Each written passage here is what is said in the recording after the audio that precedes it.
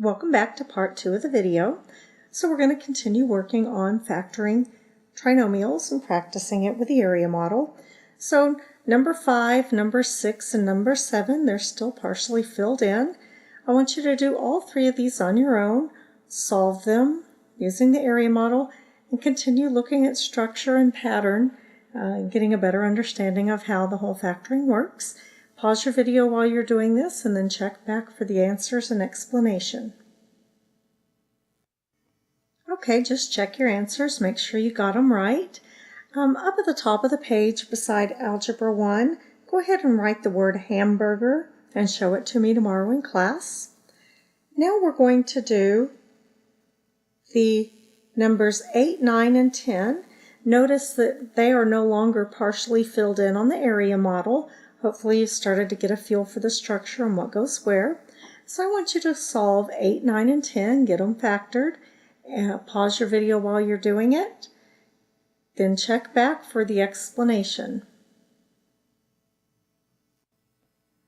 Okay, so double check your answers. These were all very straightforward. Hopefully as you're working through this, you're starting to get a feel for the signs, the positive signs and the negative signs, and how they impact. For example, having a positive number here, we needed to multiply 2 negative signs. And that gave us a negative in the middle when we added them. And over here, we had a negative number, so we knew that one of these guys had to be negative and one of these guys had to be positive. So just continue to pay attention to structure.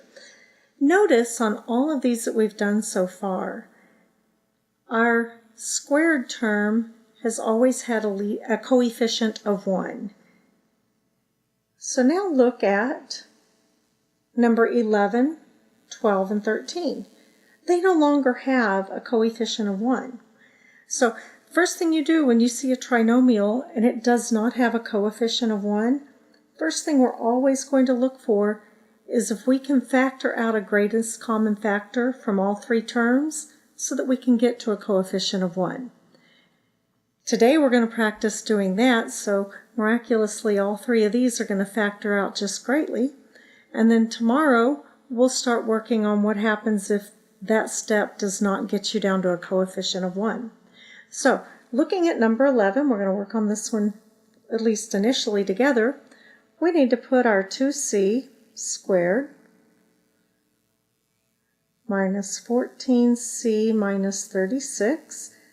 And I'm going to put this in an area model so that I can take out my greatest common factor. Okay, so I need to get a number. Doesn't look like I don't have a variable in all of them, so I need to get a number that I can divide out of all of them. Most likely it's going to be my leading coefficient of 2. So I can divide a 2 out of all 3 of these. That's going to turn me into exactly what I want. So if I divide out a 2, I got c squared here. I got negative 7c here. And I've got negative 18 here.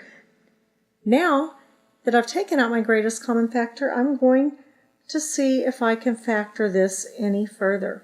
So I'm going to go ahead and put this through an area model and see if I can factor it.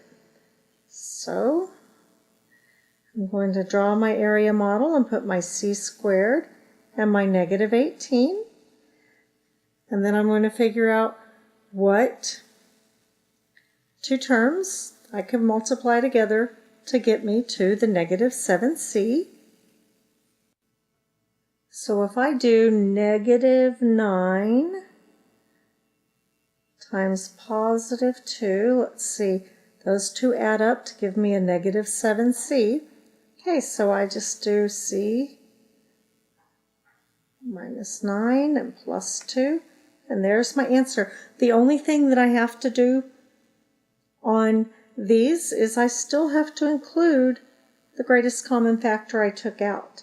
So my answer is going to be 2, that's that greatest common factor, and then my c minus 9 and c plus 2. So anytime you don't have a leading coefficient of 1 on our squared term, first thing you're going to do is see if you can factor out the greatest common factor and then go back to the area model. So I want you to do number 12 and 13 on your own. Pause your video while you do it, and then check back for the answers. Okay, so just double check your answers. If you got off anywhere, check and see what went wrong.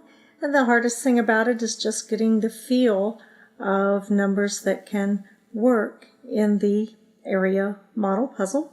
And also, and I put it up there, kind of a little smiley face beside it, remember to bring down your greatest common factor and put it in your answer. That's probably the biggest thing people forget when they first get started on this.